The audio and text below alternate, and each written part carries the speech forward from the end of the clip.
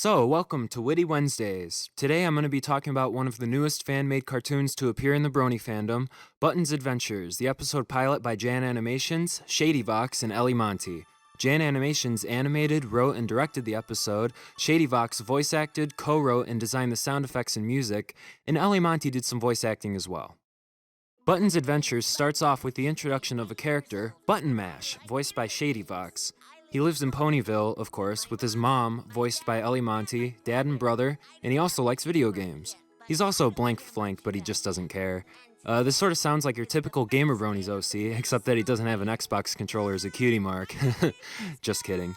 He says that he's ready for school, and he yells this to his mom. But his mom says it's Sunday, and this pretty much sets up the basis of the mother-son relationship and the episode. The whole thing is just meant to be silly. He then gets a juice box from the fridge, and it has an "Are You a Winner" peel-off sticker on the box. He pulls it off to find out that he just lost. He cries and yells to his mom again. And this moment pretty much sets the mood of the rest of the episode. You know, something doesn't go his way and he has to yell to his mom about it. It also clearly points out that the kid is a total loser. It then cuts to Button Mash playing a video game on what appears to be an NES controller. And then his mom walks in with his dad's old video game system.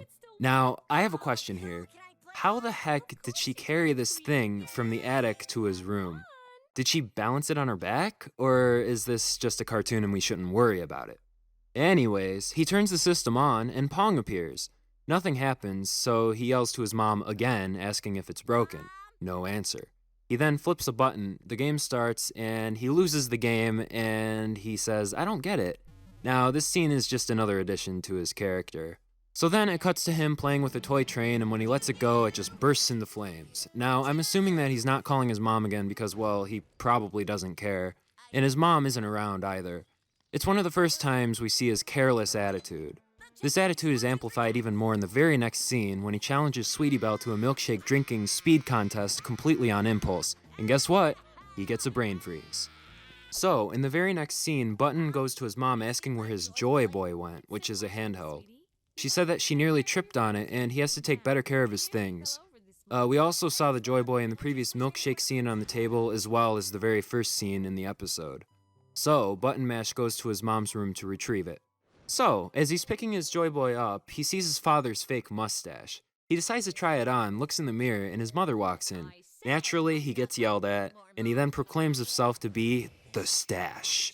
She then face-huffs, and then we jump back to the brain freeze scene, where we hear Button screaming in agonizing pain some more, and Sweetie Belle starts to play the Joy Boy. So in the next scene, we see that he stayed up all night playing video games. She questions it, and Button is completely scatterbrained, saying random words in gibberish. She unplugs the game like a normal mom would, and Button brings out what looks like a Game Boy. She takes the games away, saying it messes with his head, and he says a bunch of stuff about the game that his mom wouldn't understand. The episode ends with some Hungonian. Button calls his mom a she-devil in this language, and she says that Button is nothing without her in the same language. She then grounds him in Hungonian, and he swears in the language, kicks a ball, hits him in the face, and the cartoon ends. This last scene is the final stamp on the mother-son relationship. Children naturally think that their parents don't know anything. And a lot of us realize that as we get older, that at one point, our parents were also where we were in our lives at that point. So the final scene is actually really relevant to a large part of the male audience of My Little Pony, and it gets out a good laugh. So now that I've summarized the whole thing, let's talk about the music for a second. The main theme, that is. The lead instrument is the typical square wave found in much of the 8-bit music today. It also has the typical percussive prominence found in much of the music today, but the samples used are undoubtedly unique. Everything sounds clear in the mix too, and it also fits the theme of the episode pretty well. The background music was very fitting as well. It set the mood and it made it feel like an actual My Little Pony episode at times. It had that immersive element that makes the viewer feel what the characters are feeling. So about the animation, for the most part, it's very smooth. It is top-notch for fan-made content. The walking cycles are up to par with a My Little Pony episode. From what I've seen, there are a few large jumps and skips, however, between frames that could be corrected with another frame in between, or changing the frame where there's too large of a jump, or perhaps a higher frame rate altogether. But analyzing the actual show, it looks like it has a low frame rate as well. There is speculation on the frame rate of the actual show. There's arguments of 12 frames per second, 16, 20, and even 30, but maybe that'll be a future analysis video. Now for the voice acting and overall sound design. Button's voice is a bit shrill and raspy, and definitely nasally, which fits with the gaming nerd stereotype. Now his mom's voice is soft and sweet, but she raises her voice when Button does something he shouldn't. And also in the very first scene, the very first time we hear Button's mom, her voice is raised.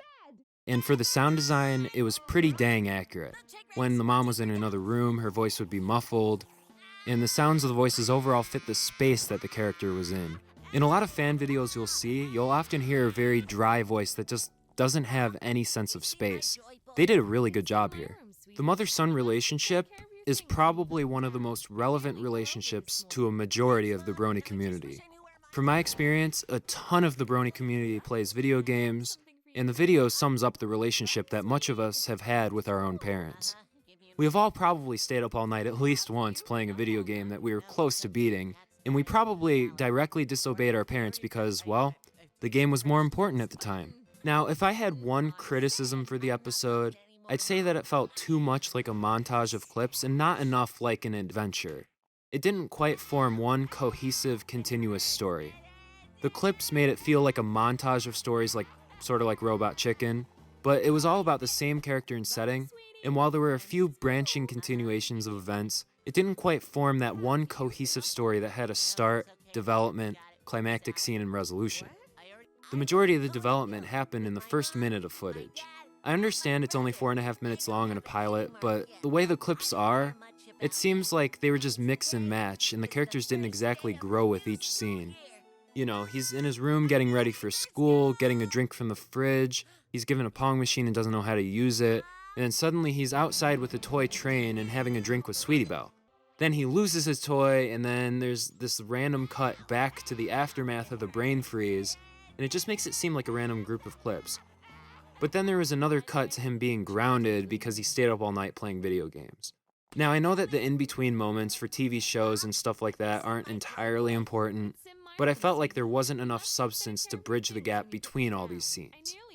And just one more thing, to capitalize on the silliness of the character in the episode, the spinner on the top of Button Mash's hat was just perpetually spinning the entire time. It also created a constant sense of movement and life in a few shots that may not have had much movement. It was a pretty nice touch. Overall, for what it was, the episode had some top quality animation, clear sound design and vocal clips, and some funny moments here and there. The story may have needed a bit of work, and we're definitely going to need some development and perhaps introductions to other characters in the future episodes.